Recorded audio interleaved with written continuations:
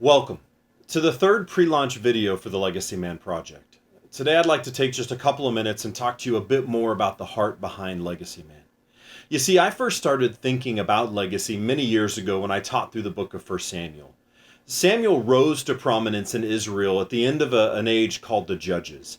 The age of the Judges was a dark time in Israel where the nation would continually rebel against God, suffer the due consequences of their rebellion, and then God in his grace and mercy would send judges to rescue them out of their oppression.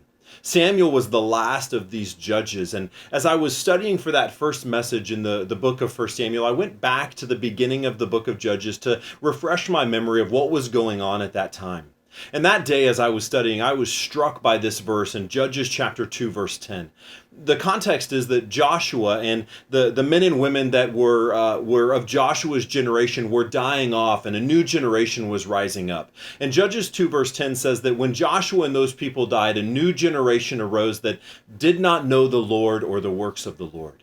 As I read that verse that day, my heart was struck. How could this generation that ate the manna in the wilderness, this generation that saw the pillar of cloud and the pillar of fire, this generation that crossed the flooded Jordan River on dry ground, this generation that saw the walls of Jericho fall, how could this generation raise the very next generation to not know the Lord or the works of the Lord?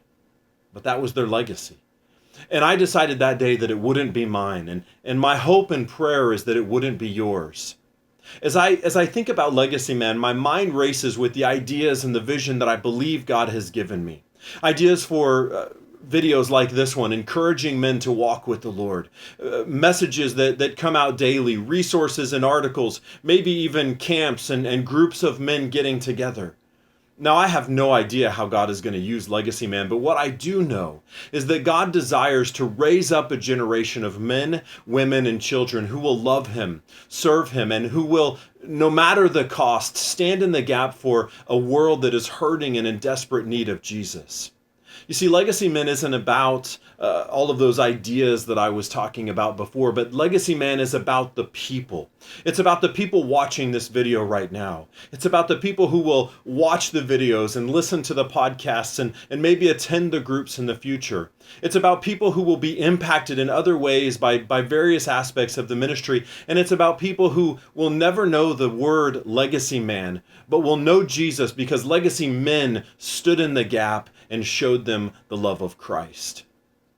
Legacy Man may never be remembered, but the Legacy Men, the men who chose to pick up the mantle, the men who choose to stand in the gap, the men who choose to lay down their lives, the men who choose to rebuild the walls in their homes and their churches and their cities and in their countries, those Legacy Men, they will be remembered. As I'm thinking about Legacy Man, I'm reminded of Isaiah 58. In Isaiah 58, God calls His people to be a people who affect change in their world, in the lives of the people around them. A people who care deeply, who don't think of self-satisfaction or self-gratification, but instead care for and love the people around them in such a way that they would know the glory of God. That's my heart for Legacy Man. That's my heart for Legacy Men. Men, I hope that you will join me and others who will, no matter the cost, stand in the gap for this world and be Legacy Men. If you want to join us, you can follow us on Facebook or on Instagram at Legacy Man Project. You can sign up for our newsletter at legacyman.net. I'm praying for you. I love you. God bless.